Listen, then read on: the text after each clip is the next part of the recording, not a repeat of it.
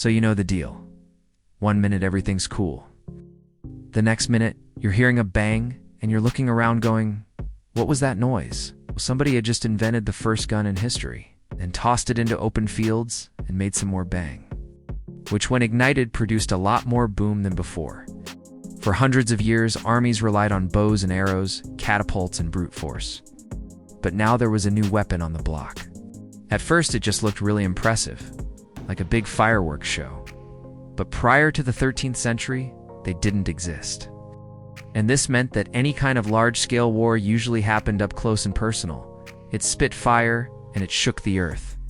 Soldiers on the front lines sometimes dropped their weapons and ran away, believing it was the end of the world. It was incredibly scary, especially since it was so loud, either with swords or bows and arrows.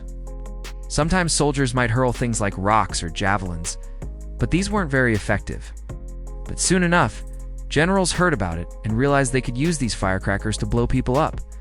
Soon, every general was carrying around jars of black powder, hurling them at anyone who disagreed with them. They didn't have great accuracy, and they were somewhat dangerous to use. A lot of soldiers ended up blowing themselves up, but they were effective enough. Now, to be fair, the Mongols had used gunpowder weapons before, like giant catapults that shot fire. And by the 15th century, Europe had its own version of the gun, the arquebus. It was like the world's first proper gun, but it wasn't much of an upgrade. You've got your sword, your shield, maybe a helmet, and suddenly, bam, the ground shakes beneath you. But kings loved it because it gave them an edge on the battlefield. Over the next few centuries, new versions would arrive on the scene. Kings were always in charge of the biggest budgets. And as gunpowder weapons got more popular, kings got more and more of them, along with bigger and better cannons. You see, while most people were still fighting with swords, kings and their bodyguards would pull out their arquebuses and start blasting the enemy. Ow. It was the beginning of the end for knights and castles, and the world would never be the same. Or in some people's homes, owned by governments and criminals. But once upon a time, they didn't exist. And instead of relying on swords and armor, soldiers would rely on their speed, their intelligence, and whatever other new weapons they had just invented. It helped usher in new technologies, social movements, and ways of thinking about the world.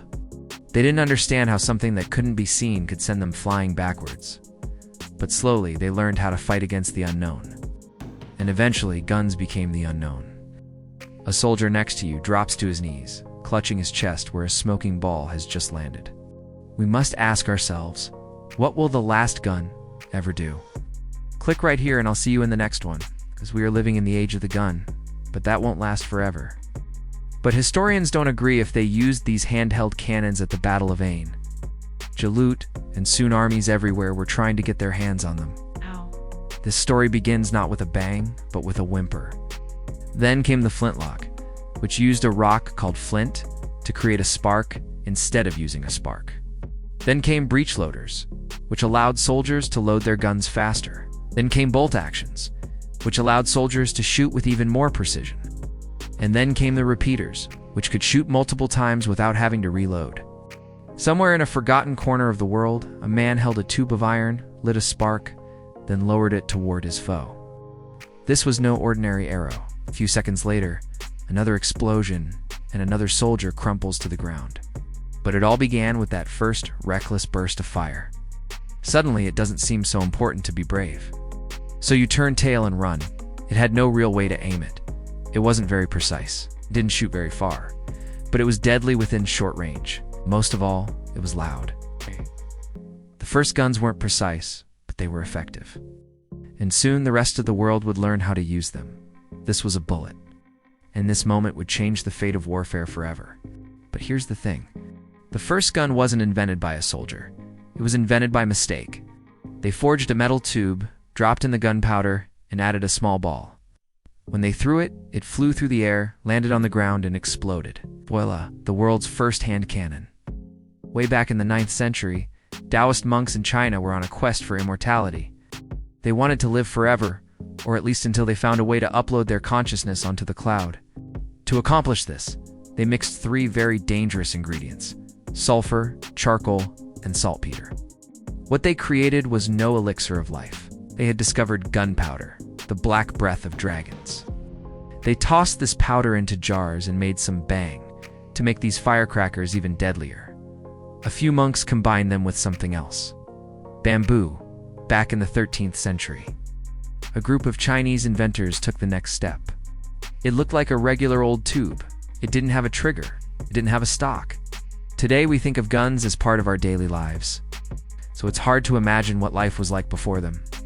However, with a gun, when warriors started hurling these new fire lances, it sounded like a dragon attack. These early guns didn't shoot very far.